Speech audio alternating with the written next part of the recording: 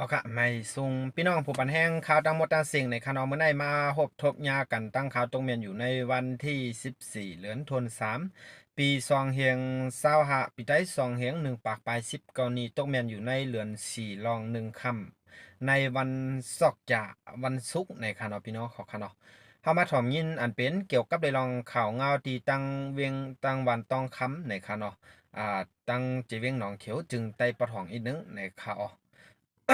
ปนมาเมื่อหลายๆวันในคณะตั้งซึกมาและตั้งจุมซึกเทียนเอลเอเขาเลยมีปังตึกซึกเสือกันเกิดขึ้นห้าวแฮงอันเป็นตั้งภายซึกเทียนเอลเอในก็ไล่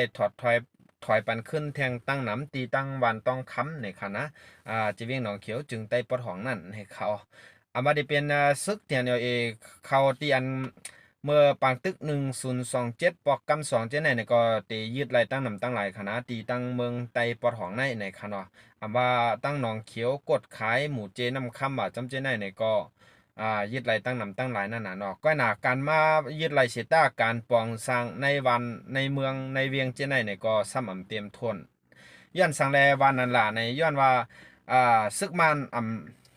เขาเลยตั้งซึกมันได้มีปังตึกซึกเสือกันอยู่เซต้าในซึกมันในซ้ำกำเอามากกว่าลึงใส่ปล่อยใส่ติ๊กนั่นน่ะนะพี่น้องเขากันนะเอาค่ะเปิดถึงมาป่นมาเมื่อวัน2 วันป่นมาในเนี่ยก็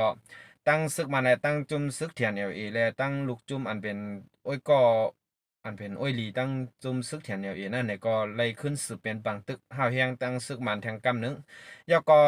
ซึกมันใน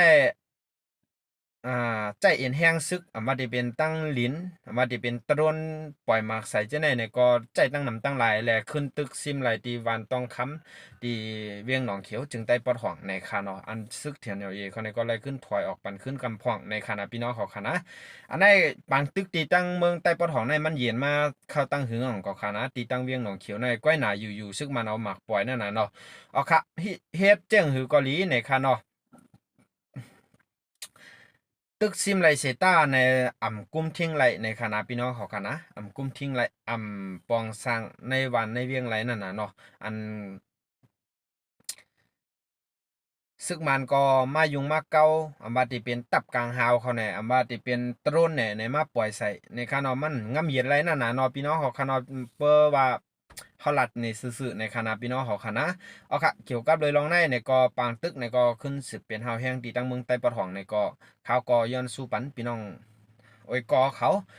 ให้รอดพี่รอดหลานกันกูเกาะในคณะหรืออะไรมออยู่มอกินกันในเขาพี่น้องเขาค่ะ อันพังสติอยู่สติกินกันสติอยู่สติกินกันในขณะพี่น้องเขาค่ะนะเอาค่ะปุ่นตาในวันเมื่อไหร่ในก็เตมีกันอ่านก้อยกวนในค่ะไม่สูงตั้งเสียงในค่ะนะ